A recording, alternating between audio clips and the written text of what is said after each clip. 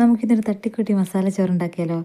ഏറ്റവും എളുപ്പത്തിൽ തയ്യാറാക്കാൻ പറ്റുന്ന നല്ല രുചിയോടുള്ള ഒരു ചോറാണ് തട്ടിക്കുട്ടി മസാല ചോറ്.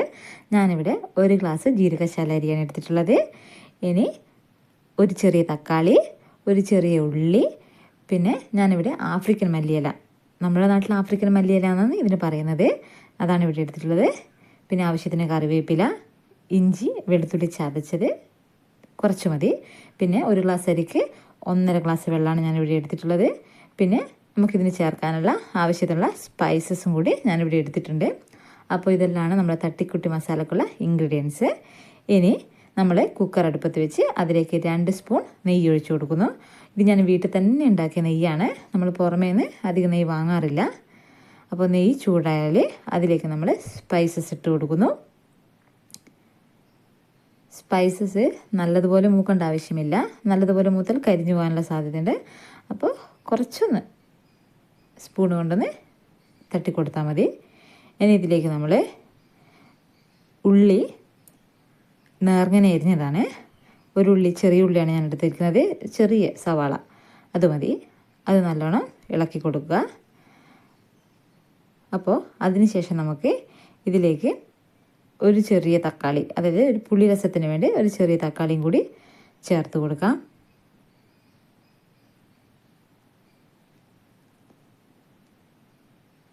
തക്കാളി ചേർക്കുന്നതിന് മുമ്പ് തന്നെ നമുക്ക് ഇതിലേക്ക് ഒരല്പം ഉപ്പ്, ഉള്ളി വഴറ്റാനും നമുക്ക് ഈ ചോറിലേക്ക് വേണ്ട ഉപ്പും കൂടി ഇതിനോടൊപ്പം തന്നെ ഇട്ട് കൊടുക്കാം. അപ്പോൾ ഇതിലേക്ക് നമ്മൾ ഇനി തക്കാളി ഇട്ട് കൊടുക്കുന്നത്, ചെറിയ തക്കാളിയാണ്. കുറച്ച് സമയം ഒന്ന് വഴറ്റി കൊടുക്കുക.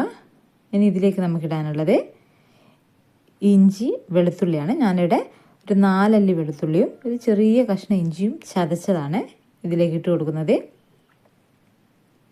ഈ ഇഞ്ചിയും വെളുത്തുള്ളി ഇടുമ്പോഴാണ് ഇതിനൊരു ബിരിയാണിയുടെ മണം നമുക്ക് കിട്ടുന്നത്. അരച്ചിടേണ്ട ആവശ്യമില്ല, ചതച്ചിടുന്നതാണ് ഏറ്റവും നല്ലത്.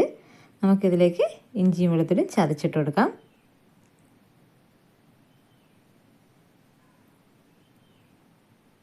നമുക്ക് പേസ്റ്റ് വാങ്ങുന്നതിനേക്കാളും നല്ലത് നമുക്ക് വീട്ടിൽ തന്നെ ഇഞ്ചിയും വെളുത്തുള്ളിയും ചതച്ചെടുക്കാവുന്നതാണ്. ഇനി നല്ലതുപോലെ വാട്ടിയതിന് ശേഷം ഇതിലേക്ക് നമ്മൾ കഴുകി വെച്ച ജീരകശാല അരി വെള്ളം കഴിഞ്ഞ് മാറ്റി വെച്ചിട്ടുണ്ടായിരുന്നു, അത് നമുക്കിതിലേക്ക് ഇട്ട് കൊടുക്കാം. ജീരകശാല അരിയാകുമ്പോൾ നല്ല സ്മെല്ലായിരിക്കും.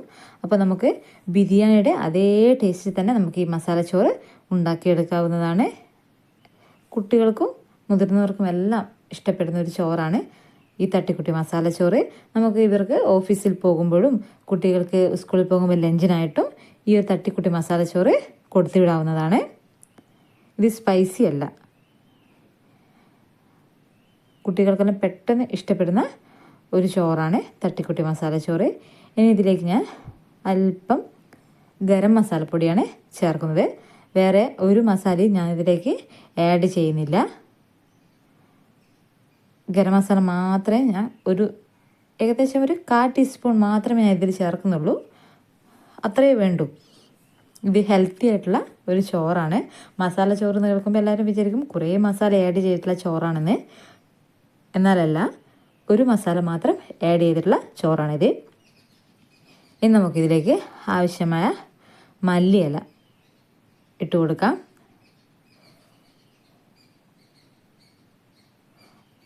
ഇത് ഞാൻ ഇട്ട് കൊടുക്കുന്നത് ആഫ്രിക്കൻ മല്ലിയിലാണ്. ഇവിടെ ആഫ്രിക്കൻ മല്ലിയില, സാമ്പാർ മല്ലി അങ്ങനെയുള്ള ഇതിന് പേര് പറയുന്നുണ്ട്. ഞാൻ പൊതുവെ പറയുന്നത് ആഫ്രിക്കൻ മല്ലിയിലാണ്. ഇനി ഇതിലേക്ക് നമ്മൾ ഒരു ഗ്ലാസ് അരിക്ക് 1.5 ഗ്ലാസ് വെള്ളം കൂടി ചേർത്ത് കൊടുത്ത് നല്ലതുപോലെ മിക്സ് ചെയ്ത് കൊടുക്കുക.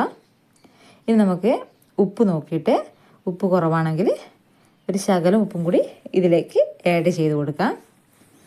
അപ്പോൾ നമ്മൾ മസാലയെല്ലാം അരിയിലേക്ക് നന്നായി ഇളക്കി കൊടുക്കാം.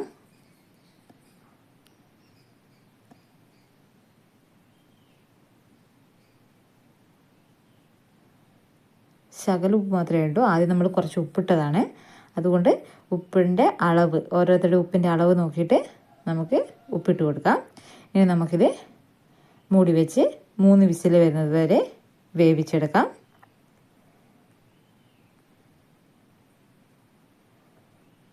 3 വിസിൽ മതി. നമ്മൾ 1.5 ഗ്ലാസ് വെള്ളത്തിന് 3 വിസിൽ തന്നെ മതി. അപ്പോഴേക്കും നമ്മുടെ അരി നന്നായി വെന്തിട്ടാവും. അപ്പോൾ ഇതാണ് നമ്മുടെ തട്ടിക്കുട്ടി മസാല ചോറ്. എല്ലാവർക്കും ഇഷ്ടപ്പെട്ടെന്ന് വിചാരിക്കുന്നു. ഇതുവരെ എൻ്റെ ചാനലിലെ വീഡിയോകൾ കാണാത്തവർ എന്നെ സബ്സ്ക്രൈബ് ചെയ്യണേ പ്ലീസ്. എന്നാലേ എനിക്ക്